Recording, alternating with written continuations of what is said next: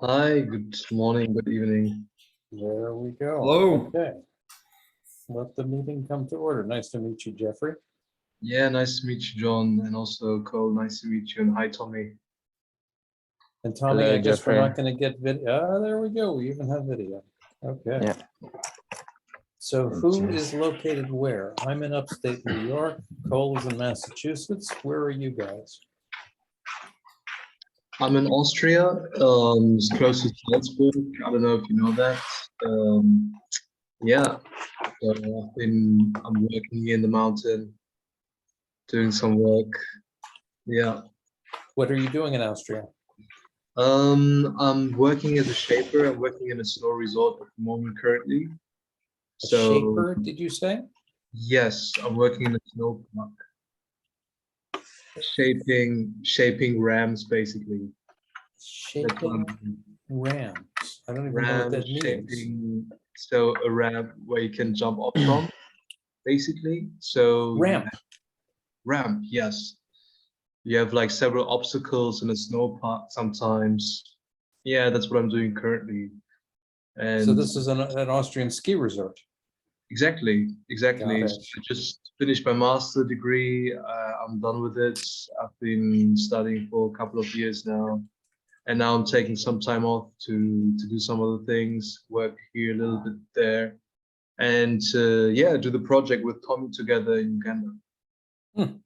How cool. So I'm really eager to hear more about the project in Uganda, but Tommy, is that where you are? Mm. I'm in Zanzibar right now, and I'm doing a permaculture project, mostly for Africans, and we're we're working with a community-based foundation here in Zanzibar, Tanzania, at the moment, delivering permaculture projects, teaching the kids in schools, women empowerment in the vocational training school, and also demonstrating permaculture via food foresting in the community. So it's some couple months that I've been here now. Yeah, but originally I'm from Uganda, and I hail from Uganda. And you and Jeffrey are part of this same project in Uganda? Yes, we Yeah. are a consortium, and we are part of the developing team and the working group, and we are doing basically everything together to see to it that this project comes to life. Yeah. And how did you two come to permaculture? I started my permaculture journey about 2 years ago. I started by volunteering in a refugee settlement, and where our major focus was on food security and working with displaced people. So I got a training, started volunteering, and I started getting projects, and I bettered myself off, and I was able to be in position to implement permaculture projects in about 8 countries now. So mostly within East Africa still. So yes, we met together through a common permaculture network that brings together people practicing permaculture within East Africa. And from there, the idea of pulling together resources, pulling together organization into regenerative agriculture together. So we pulled together this organization, and then we started on how could we be able to, yes, work along this line of, a consortium. It's very impressive. What is this permaculture network called? We have Permaculture Uganda. This is a WhatsApp group that brings together the various actors in regenerative sector of Uganda. So solo practitioners, organizations, representatives, and various practitioners within the scope converge together in this platform. Yeah. Very interesting. Yeah, although we Yeah. met, I believe, through the GRC, that was also a different network. I'm not too sure if you're familiar with the GRC, the No, what is it? Global Regeneration Collab. I can send you a group link. I believe this Yes, is where we met. please. It's worldwide, it's a global network of regenerative practitioners. It's a really cool network, and there's a lot of people from all around the world. So they're also connected with some people. The GRC. Yes, I am familiar with it, but I will refresh my memory because if they're putting you guys together and you're doing such great work, they should be connected, or we should be connected to them. We are the Ecorestoration Alliance. And I guess since I reached out to you, I should probably give you some background on us also. Yeah, please. Although my story is a little bit different from Tommy's story, just to say quick, like I started out Please take your time. in that, like working with it in Copenhagen. I was in a startup which was looking at rewilding, basically. So looking at biodiversity increase rather than permaculture as a practice. Mhm. Although then there was one person from Uganda, which was doing community projects, and we talked about, let's do a project about food security. And then we came across permaculture as a solution for that particular issue when it comes to school dropouts, for example. So using an alternative solution to fight a systemic problem, basically through permaculture, but looking at it in a holistic way rather than just as a solution for a problem which is just momentarily, basically. So, yeah. Very interesting. And so you are based in Copenhagen, or are you from there or from? I'm from Germany, actually. I am Uh-huh. from Germany. I grew up in Germany. I went to Copenhagen to do my master's in sustainable design, which includes transitions management, also grassroots management, organizational management. And now I'm in Austria, basically. So, yeah. Got it. And yet you two are converging on this notion, on this project in Uganda, and on building a network of people doing regenerative work in a number of countries in Africa. Have I got that right? Yeah, we have a couple of people that we connected to. I mean, Tommy has a large network himself, and me myself also have a network around that particular project. Although what we tried to build up was a project, so a network basically in Uganda, which actually supports grassroots movements and niche movements, basically, which are already doing permaculture. So basically similar to your work, I've been reading a little bit about your work. So basically networking, creating alliances, creating cooperatives between different organizations and yeah, different structures. We work in yeah, now on several strategies. How can we actually support these? And we have different methodologies such as collective impact, for example. Another methodology is sustainable transitions when it comes to niche management. So it's called socio-technical experimentation. So you have a multi-level perspective. I can give you a short run through maybe if you would like to. I would love that. Yeah, I can give you a short presentation actually about the work that we do. And then I think we could have maybe you portray your work, I think afterwards. I think that would be nice, even if you have questions or anything like that, because I just made a short presentation actually, which summarizes it really clearly. So, because it's quite interesting, we are basically a consortium of several organizations, and now currently 20 organizations only in Uganda, actually, which are looking at supporting small-scale farmers, refugees, marginalized groups, disabled people.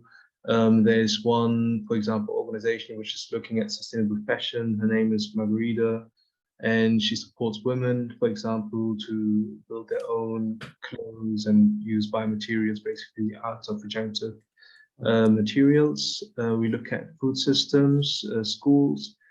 Technology is also something that we would like to use, such as Hilo, for example, and we're already using it. Entrepreneurship as well. There's one big guy who is doing a lot of different projects also in Uganda, and he supports a lot of entrepreneurs. We look at ecorestoration in one of the poorest areas, and yeah, also agroforestry and permaculture, obviously, as well. So there's a lot of diversity when it comes to actually supporting that sort of green transition. And so Tommy, I, and several couple of people around a year ago, we basically established that working group around the consortium, where we created different ways how we can collaborate with one another. And then we, for instance, made surveys. We asked all the organizations, what would you like to envision? And that's basically also one of our working ways to create visions and try to backtrack so that we can practically make these happen. And the vision that we would use was to actually promote resilient farming communities through sustainable food systems, as well as empower them with skills, knowledge, and resources to create healthy ecosystems. And the mission is to tailor regenerative practices within communities through skills, knowledge, and development. Yeah, so this is the working group. We have really professionals all volunteering and working in their own working in their own life when it comes to, for instance, policy supporting farmers with land ownership rights. For example, Piro is one of them. Law, there's Sean, she's really great in that.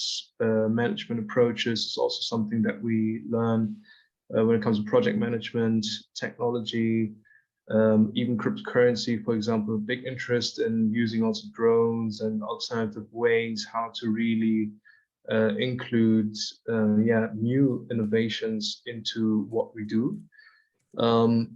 And then obviously permaculture knowledge. Tommy as one of the permaculture trainers, for example, and myself coming from that more sustainable design approach. So we're kind of an interdisciplinary or multidisciplinary team, and we create strategies, and we identified several pathways and windows of opportunities where we can basically create that transition and really try to empower the people and try to look for ways, okay, what can we do as a group to support all these different organizations around regenerative agriculture, around permaculture, basically. So we're a community of practice. We meet up once a week. We've been meeting up even more than that. And so what I bring in personally into that group is that perception, systemic perception. And we have this methodology, which is called multi-level perspective. And we did a survey, for instance, with stakeholders from the system regime, we call it in the literature. And so, for instance, we found out that there's a lot of let's say hazards in the landscape level, such as refugee streams, droughts, floods, corruption, school dropouts, food insecurity, diseases, and climate change, all impacting basically the system. So all impacting the Ugandan agricultural sector, basically. And the regime is basically the sector, which consists of a really rigid structure. And that structure is basically, obstructed or being, it is being destroyed by that pressure which comes from these droughts, the pressure which comes from corruption. And this is basically an opportunity that those stakeholders in the permaculture field need to seize, such as alternative agri-food practices, such as permaculture, agroforestry, climate-smart agriculture, and so on. And we have another methodology, which is called then socio-technical experimentation, where we first try to incubate basically what we do. So we try to shield it and protect it from the system. From, for instance, we are not inviting, let's say, politicians which might obstruct us. We are not trying to include stakeholders which can ruin the work that we do, basically, as just a way to, just as an extreme example, but as a way to shield and protect regenerative agriculture from the mainstream, which is as of now. And which is what? The mainstream? So the mainstream as how the agriculture sector is as of now. For instance, I listened to one talk from one of the politicians in Uganda, one of the ministers of agriculture, and he was also not trying, but they're trying to include also agroforestry and different alternative ways to do agriculture in their practice. Although we can clearly hear out that the focus is an economical focus. So it's not about nature, it's more about raising an economy, because following the trend that a lot of other stakeholders are doing, such as the FAO, the WHO, for example, are kind of changing into permaculture and regenerative agriculture, let's say. So we do not want to basically, follow that approach. We have a different understanding of it, where we include the communities, where we try to look at social metrics and the nature as well, right? So we're putting different things in the center rather than the economy, for example. So that would be one competitive aspect of it. And then we go from that particular incubation stage, we go to the second stage, which is called sequencing. And here we develop basically 7 pilot projects. So we're still conceptualizing these projects, although we have project drafts. And he would like to use HILO, for example, as one of the technologies, but then also another, which is called the agroecological criteria tool, which assesses the impact one project does on the food system at large. So from local level to global level, we can assess basically the impact. And there's another innovation that we'd like to Jeffrey, what did you call that tool? Agroecological criteria tool. I can send you a link afterwards. Yes, please. Yeah, it's a really interesting tool because it has been developed actually by a group which is called BioVision, and they are working in Switzerland. Although anyways. Okay. And with the social technical experimentation, there's another tool that we would like to use, and it's called Seeds. And Tommy was making us aware of it, which is a regenerative coin, actually. So whenever you do permaculture, whenever you do regenerative agriculture, you would basically earn coins in order to swap them with other, let's say, resources. And our idea is to create a multi-stakeholder network in Uganda, but also a transnational network, which would like to support that particular coin or project, so that they can also get some sort of benefit, although we would like to support the farmers, the people that are doing permaculture, regenerative agriculture, so that in the end of the day, they have access to resources such as biogas digesters or consultations, or I don't know, different tools, shovels, gloves, whatever is needed, books, educational books, for example, about permaculture, so that they do not have to pay money for it, but they pay with the value they provide for nature, they pay with the value they provide for society or the ecosystem services.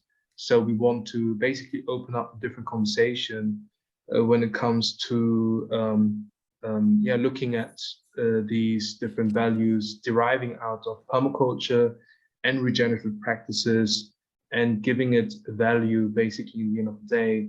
And that multi-stakeholder network is basically seeing the value and providing resources in exchange of the work that is being done.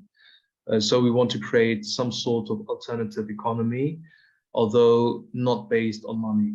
So this is kind of like an idea that we're playing around with, and there's also something that we need to progress basically, which is why that process, we call it sequencing or nurturing stage.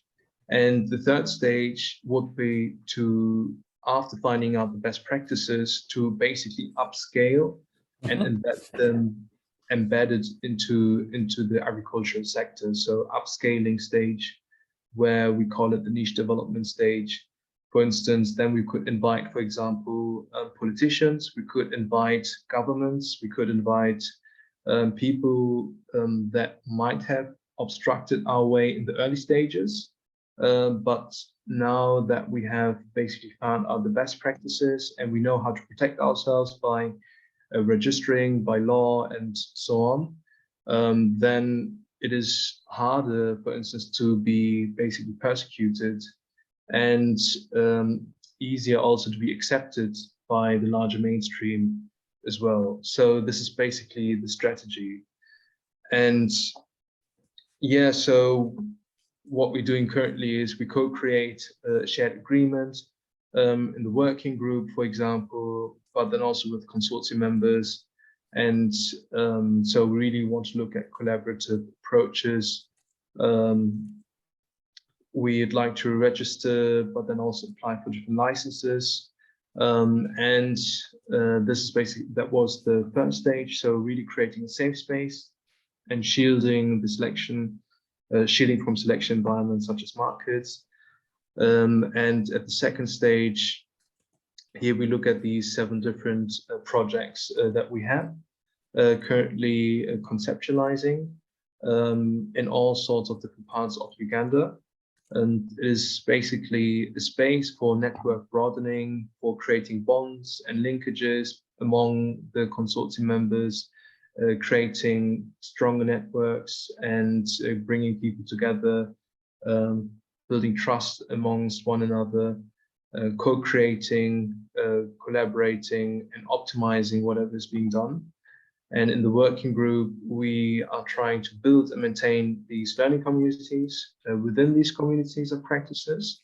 But also what we'd like to do is we'd like to establish a culture of shared funding, of shared practices, shared methodologies, shared technologies, and values such as fair share, trust, transparency, open source, through the agreement, for example, that we have, or non-binding agreements, for instance, but then also at the same time support through project design. PBL stands for problem-based learning and multi-level perspective, so having a systemic mindset in your background, and also establishing stakeholder networks with asymmetrical power relations is how we call it, so that, for instance, if we have somebody which is a political actor or something like that and is for permaculture, that we would like to create bonds so that in the end of the day we can be acknowledged more in the political, let's say, sphere. And yeah, these are all the different tools that we just discussed earlier. So Hilo is one of them.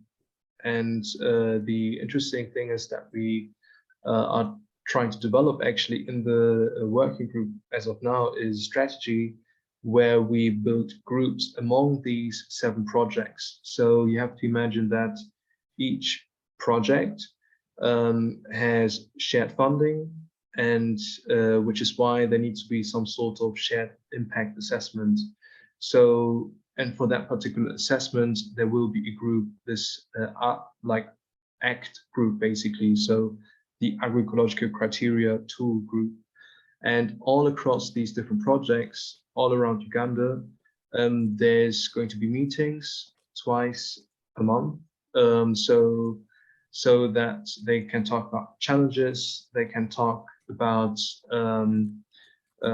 collaboration, can talk about any progress, or in general optimizing the tool, optimizing whatever is that they are challenging and facing with, and bringing this knowledge back basically to their own project.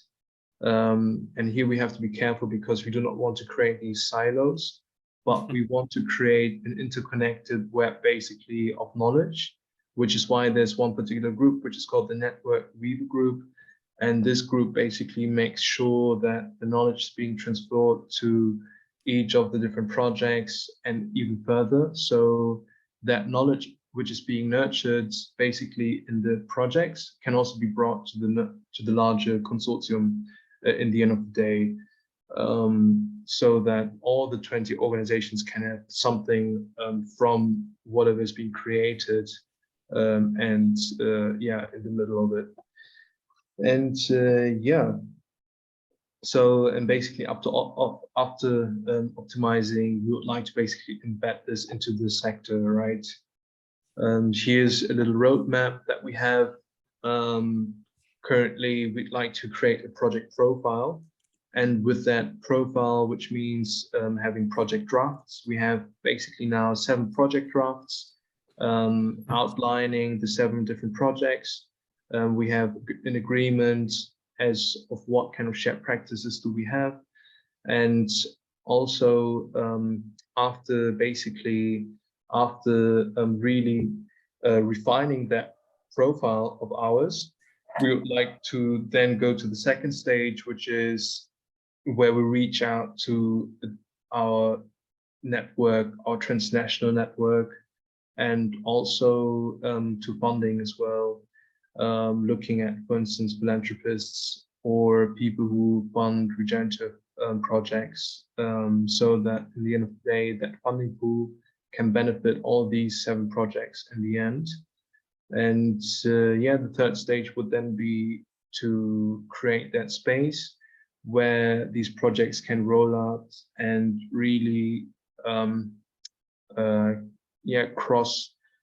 cross-sectional, let's say, knowledge can then be created between these different projects, so that these networks or this network in Uganda can be autonomous. It can basically work by itself and can progress over time.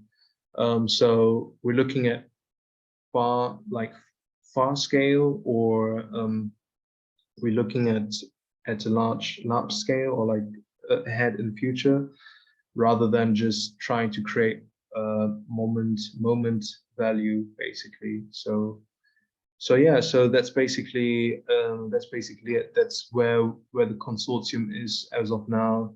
And we have a web page as well, where we also share a little bit of what we do as in reports, for example. And yeah, we try to do our best so that this knowledge can also be brought out to others. So yeah, so that's basically what we do. So yeah, thanks a lot.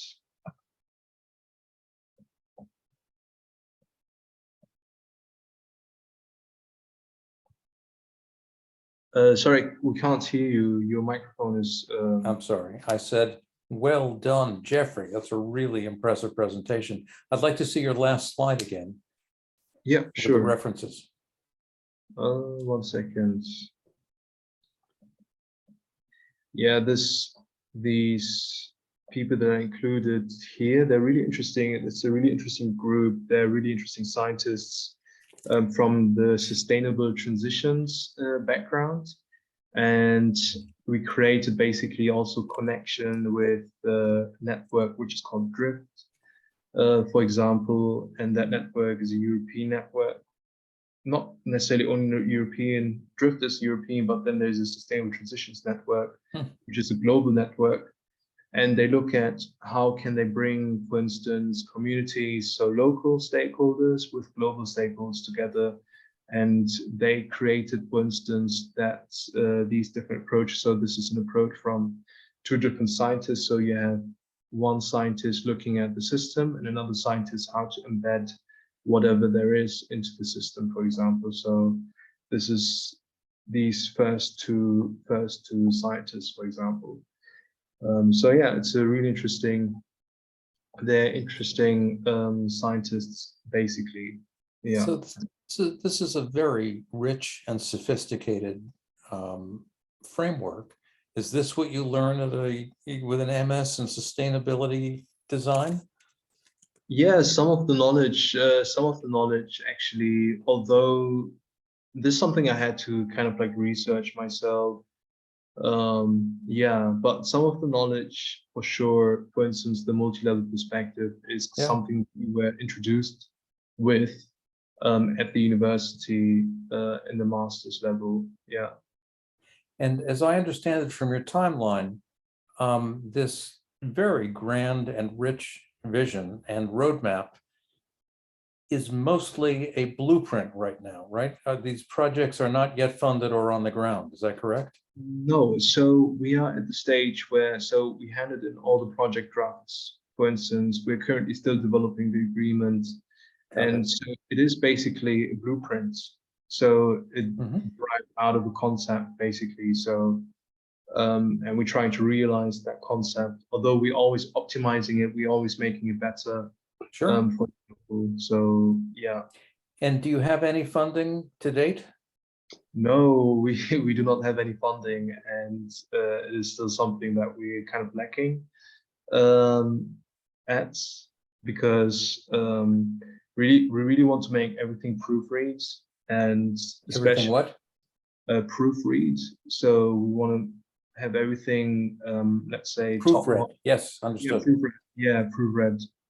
Especially when it comes to the impact assessment, for example, because when we talk about funding, there needs to be some sort of assessment, right, in the end of the day. And this is still something that we're struggling with. So we want to have this basically proofread until we can really be sure that we can actually receive the funding before really, looking at funding, which is, obviously we can start out with little funding, but I think to be on the safe side, I think it's better than being too hasty with funding. So the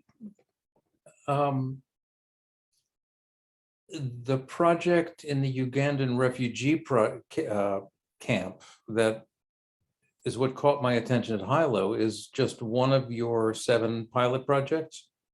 No, not necessarily. It's not part of the 7. It's not part of the pilot projects, actually, even. So that project is from Africa Women Rising. It's a group. They're really cool. It's a group which now had the chance to gain 12 acres of land in the northern part of Uganda, where there's lots of refugees from South Sudan. And they're building a demonstration site. So they're building a food forest where you can just go and pick up fruits and everything's for free. And that particular group has been basically taught by also an American guy. His name's Tom. He's a permaculture trainer. And he's basically designing the whole, let's say, project with women together. It's a community-based organization, and it's really like it's kind of let's say low-key private group, basically, and completely different from these government NGOs, for example. And they support, for example, also women and farmers to create their own microfinances. So they also have alternative ways how to create economies. They came up with a concept where they, for instance, wanted to have gardens for school children, and each school children would have their own garden, which they would take care of, and they would then sell the vegetables and fruits so that the pupil can actually have their own let's say, school fee covered in the end of the day. So they look at alternative ways how to go about permaculture and embedding it into their practices, basically, in all sorts of societal contexts. So they're not only working in refugee camps, but this is also one of the things that they do. There's also another guy, his name is Paulino, and he's I believe he's also from Congo, and he's also working in a refugee settlement, for example, and he's also part of the consortium, and is not part of one of these 7 pilot projects, for example, although he is already using seeds, that cryptocurrency. In his project, he's working with a lot of people in the refugee settlement, and Yeah, he's doing really great work, for example. So we would like to also support all these different projects, which are also, let's say, part of the whole agenda, but they're not part necessarily of these 7, let's say, pilot projects, because there's certain, let's say, like shared practices and shared methodologies and so on that we are looking into.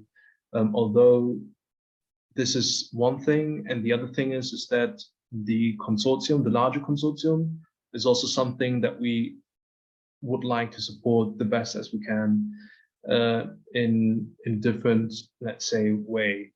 So when you refer to the larger consortium, what are you referring to?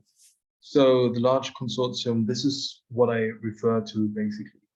So all the outside members Understood. of the group, and then there is the members here. So they're also part of the group. So the Ginger project, for example, there's one person, he has his own demonstration sites, and he's closely working with the government, for example. He's closely working as a minister, even for the kingdom in Uganda. So although he has his own, let's say, his own approach to permaculture and so on, which completely differs from the Karamoja project, for example. And the Karamoja project is a project where there's multiple groups and organizations coming in, and there's 7 organizations, for instance, wildlife organizations, humanitarian organizations, which all collaborate on that particular project, where they try to restore land. And this is more of an eco-restoration project, basically. There's the Kigezi Kabale project, for example, is also completely different. There's 2 high. Yeah. Just because we're at 5:40, let me interrupt for a second and say that my head is already exploding from what you have told me. I would love to see your project drafts to understand what you're working on, but let me tell you a little bit about the ERA and why what you're doing is so interesting to us. Okay? Yeah, sure, please. So the Ecorestoration Alliance started only about a year and a half ago, and we're now about 200 people and organizations around the world who are all working either on the practice of eco-restoration or the science of eco-restoration, or writing about the processes of eco-restoration, or trying to organize, like me, this global network of people who are focusing on eco-restoration as the only true and just solution to the climate crisis. The justice part, I think I don't have to go over with you. But it's very clear that small-scale regenerative farming and all of these practices that restore the land are good for the people who live there, and gives them more autonomy and some control of their own destiny. Included in our network, however, are a number of scientists who have really been critiquing the standard understanding of climate, the whole greenhouse gas and carbon drawdown as a way of addressing the global warming and the climate crisis. And this emerging science suggests that the work that you're promoting, regenerative agriculture, using locally available resources, is actually the only near-term solution available for the climate crisis, because simply pulling carbon out of the atmosphere is not going to do much for centuries, because there's so much carbon already in the oceans.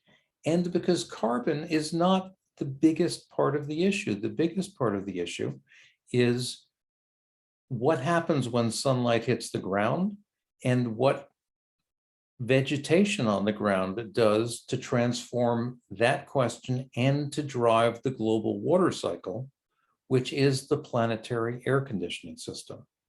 I don't know whether you have that picture, but just to hint at it for a moment, there's an emerging body of literature which indicates that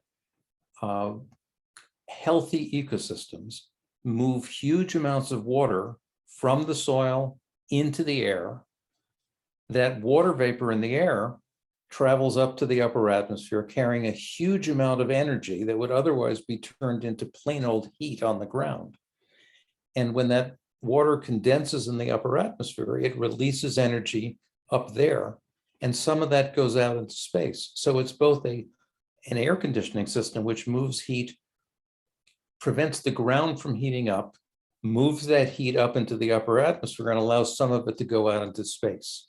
It's an air conditioning system, and it driven and powered by a huge amount of water, which is all controlled by plants. I didn't mention carbon anywhere in there. It is true that the greenhouse gas layer, which is carbon and water vapor, does capture a fair amount of energy. But even more important to that is the whole evapotranspiration and water cycle, which is actually the planetary air conditioning system. So the ERA, right, this group of practitioners and scientists and writers, is trying to get the world to pay attention to the fundamental importance of what you're doing, not just for food sustainability, but also for climate. And as you know, there's a huge amount of money going into trying to address the climate problem, and most of it is barking up the carbon tree when so much more of it should be invested in the kinds of projects that you're trying to get motivated. So that's sort of the motive behind the Ecorestoration Alliance. But in the course of doing this, we brought together a really interesting group of people who are comparing notes with each other and trying to support each other and figure out how to get the message I just tried to convey to you out to policymakers and funders, and also how to help people realize how important this kind of regenerative work that you're doing is for the world. Now, you have presented a really rich socio-technical blueprint for how some of this can happen. And you're doing really important work that I would like our members to know about. And frankly, I would like to learn more about the organizational design, which I can see you have really thought through very deeply. But also, we have one member of the Alliance. His name is Marius Ziganari, who's working in the Nakavali refugee camp in Uganda. And I know Uganda is a big place, but are either of you familiar with Nakavali? Yes. You are, good. Yes, I've been there a couple of times. So he's from the Dominican, from the DRC, the Republic of Congo, and is a trained agronomist, but now he is a refugee also, and he's developing a network of smallholders who are doing regenerative agriculture. He's also training a cohort of young women, I think, to be teachers and educators, and he's doing a lot of good work, but he's doing it in relative isolation. We helped him get a good internet connection, so he's available, and I would love to put you in touch with him, because I think he's struggling to build a network, but he's already doing really good work. And I think he would benefit from the connection with you. And I think that what he's doing might well be of interest to you. So I think I have Jeffrey's email, but I don't know if I have Tommy's. But Tommy, if you give me your email, I'll write a letter of introduction and hope that conversation continues. Yeah, for sure. Sure. Yes, we'd love to connect with him. And I believe Paulino's also working in Nakivale refugee settlements. I believe so. So if we're lucky, then they can easily be connected, basically. So That would be great. So what is it Paulie or Pauline? Paulino. Paulino. Yeah, Paulino.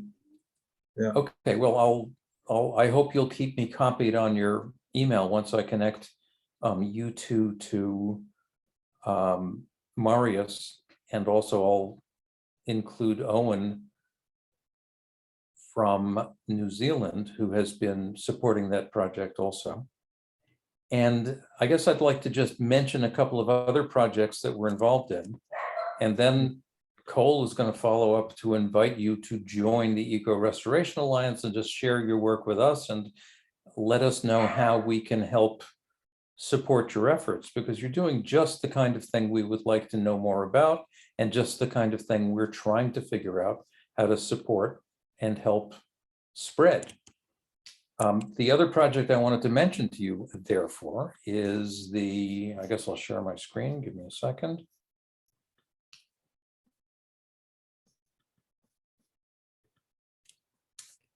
And I'm going to take you to here.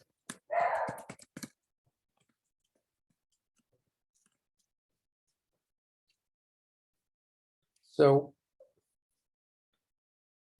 this is a project that that we have built and that we haven't really marketed yet. But what you see here is your planet and mine, and about 1,000 points, each of which represents eco-restoration projects in various parts of the world. And each of them includes information about that project, as well as a link back to the original source. And the motivation here is to try to map and celebrate all of these projects around the world, and to try to convince, as we like to say, almost everyone, almost everywhere, to get involved in this process of eco-restoration. And I am already aware that you're probably aware of a number of other projects that ought to be on this map. And it's an example of an effort that we would value your suggestions about what we should add to the map. We'd love to feature your projects on the map, and we'd like to use them to try to motivate people to support or replicate those kinds of projects around the world. So that's sort of a snapshot of the kinds of things we're doing, and why, when I saw what you were doing on Hilo, I thought it would be great for us to meet. Yeah, sure. Yes, looks really great. On Hilo, we also have several groups now that we are trying to make people use, just because I feel that could be a really great opportunity to include different sorts of resources, which can be put on the map, basically. As you're familiar with Hilo, like it just showcases how, for example, if there is a field, or if there is a farmer who has, let's say, I don't know, digester or something like that. Yeah. Another farmer which is close by can build a cooperative. And we're using it, for example, in our school case, where we have a university actually, which also is building a demonstration site with us together. And that university is basically a how you say, a strategic point where we have 7 different schools surrounding that university, where they can basically learn from, so that they can also do permaculture in the end of the day. So this is one of the projects, for example, also. Yeah. So, you know, another thing that we're doing is we're trying to find a collaboration platform for the network. We're currently using, as you will see, a Google group and a mailing list, but you know, we need sort of a shared space. And it's very interesting that I found you through Hilo, and I gather you find that Hilo is working for you. Is Is it functional and effective? Yeah, it's only functional, although if the people are actually using it, it's like Facebook. I would say, I think like Facebook in the beginning was also really, like people were not really into Facebook, let's say, but if there's a trend coming up, then, and if the people understand that there is a lot of value and if they make use of it, then I think that can be really valuable for the people which are on Hilo. So this is one thing. But another thing is that I can let you know of is we also would like to use a different platform, which is called the Open Future Coalition, I believe. And they also connect different projects with one another. So basically what you were just talking about just now. So maybe this is something you should maybe look into. No, we are already working with Open Future Coalition, and we initially thought that their Open Impact platform was going to be our collaboration platform. But in my experience, it's not really ready for use. It lacks some features that make it's been hard to get people to adopt it. And I have the impression, but check me on this, that as a collaboration platform, Hilo is farther along. Is that true? Yeah, I would say, like, if I would compare these two as well, I would say Hilo is more, yes, also further along as well. Although the Open Future Coalition has some sort of different approach, because I think their approach is to showcase the different projects, to outline them, and in the end of the day, to have some sort of shared, I don't know, like a shared community, shared community basically, where you have all these different projects gathered. And so, I agree. Are you, so you're working with both, or you're anticipating that you will be using both platforms?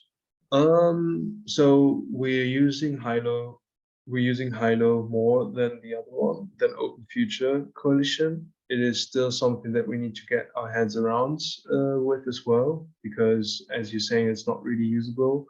But I think maybe in the future it will be more usable, especially just it's also connected to these all these developers, right? From Hilo, I believe. So I think they to create something really great with this. Yeah, but I'm not too sure actually, to be honest. I don't know. Okay, well, check it out. This is the puzzle, is how do we bring these groups together and how do we achieve synergies? It's certainly through the kinds of conversations that Jamaica and Caitlin at Open Future Open Future Coalition have facilitated, and conversations like these, and the platforms we're trying to develop. I have the sense that Open Future Coalition is still trying to find what its true model is, whereas I think Hilo has got it right now. And one of the questions is, what can we do to help these systems be interconnected so that we're all in touch with each other? Look, this is a conversation I hope we get to continue, and I will certainly be spending more time on Hilo to see what you're doing with that education project and to see if it can't become a home base for the ERA, which, by the way, is already present on Open Impact, but we haven't been able to make too much use of it. Let us send you a little bit of follow-up information, the link to Marius, and information about the big map, and an invitation to come to our town hall meeting and to join the Alliance, which, I should say, joining the Alliance simply means that you get on our mailing list, that we get to boast you and your projects when we talk about the Alliance and what we're all doing, and that you get to compare notes with our other members and hopefully develop other collaborations. It's a low commitment, but I've learned a lot from this call, and I know our members will be very interested. So in one of our coming meetings, we meet every 2 weeks in town hall meetings. It would be great for you and your team to meet some of the people who come to our town hall meeting and to share the work that you're doing, because I think it's very interesting, both in terms of the concrete projects and the way you're thinking about it all. Yeah, that would be really great. Thanks a lot for the invitation. I'd love to also connect and network as well, because we're also looking for people that actually have know-how about eco restoration, because we're trying to do large-scale projects actually. So we're really trying to get some really professionals in eco restoration. So Well, that's very good to know. So among our members are some of the people you want. You know, John Liu, the founder of Ecosystem Restoration Camps, is one of our members, and you should probably connect with them because they might well embrace some of your projects as future camps in their network. Cool. Yeah, that would be really cool. Like if this can work out. Yeah, definitely. Yeah. We have a number of people doing work in various places in Africa. In fact, you can find them. Let's just see. If I'll go back to a screen share and show you that if you select ERA members, we can prioritize them. And while I wish I could filter the map that way, I can use that to remember that. Let's just see. Yeah, there's a lot of members. Jack Mazingira in Kenya.